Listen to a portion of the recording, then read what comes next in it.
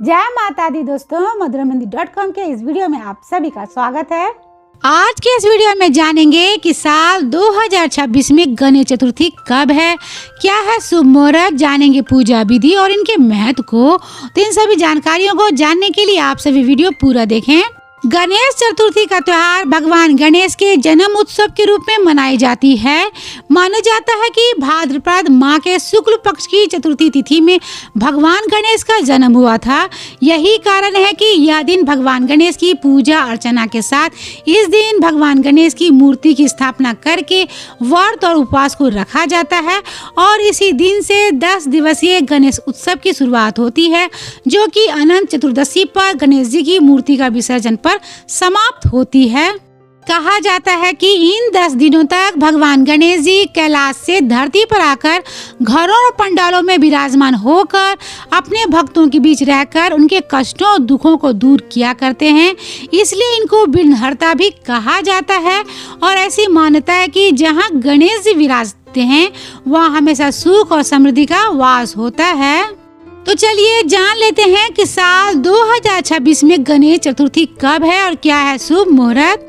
पंचांग के अनुसार गणेश चतुर्थी भाद्रपद माह के शुक्ल पक्ष की चतुर्थी तिथि को मनाई जाती है और भाद्रपद माह की शुक्ल पक्ष की शुरुआत होगी 14 सितंबर 2026 दिन सोमवार की सुबह 7:06 से लेकर 15 सितंबर 2026 दिन मंगलवार की सुबह 7:40 तक। मध्याह्न व्यापिनी तिथि के अनुसार गणेश चतुर्थी 14 सितंबर 2026 दिन सोमवार को मनाई जाएगी। तो चलिए आप जान लेते हैं गणेश चतुर्थी की पूजा मुहूर्त को। साल 2026 में गणेश स्थापना और पूजन का शुभ मुहूर्त रहेगा 24 सितंबर 2026 दिन सोमवार की सुबह 11:02 से लेकर दोपहर के 1:30 तक। तो चलिए आप जान लेते हैं गणेश चतुर्थी की पूजा विधि को। गणेश चतुर्थी के दिन विघ्नहर्ता को विराजित करने से पहले पूजा स्थल को अच्छी तरह से साफ और स्वच्छ कर लें। पूजा स्थल को साफ करने के बाद एक चौकी पर लाल या फिर पीला कपड़ा बिछाकर इस पर विघ्नहर्ता गणेश जी को विराजमान कर लें। गणेश जी को विराजित करके उन पर दूर्वा से गंगा जल छिड़कें और गणेश जी को हल्दी, अक्षत, चंदन, गुलाब, सिंदूर, मौली, दूर्वा, जनेऊ, मिठाई, मोदक, फल और माला और पुष्प को चढ़ाएं।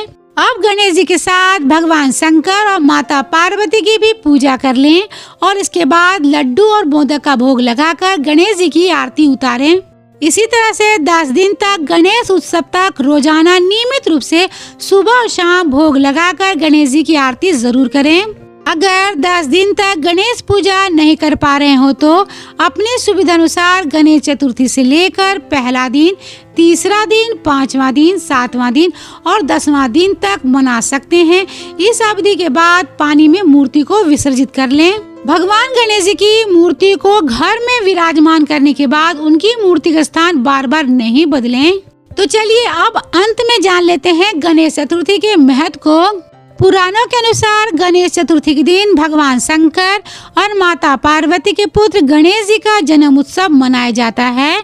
मान्यता है कि इन 10 दिनों तक जो भी गणेश जी को घर में विराजित करके सच्चे मन से उनकी आराधना करता है तो उनको जीवन में हमेशा गणेश जी का आशीर्वाद मिलता है।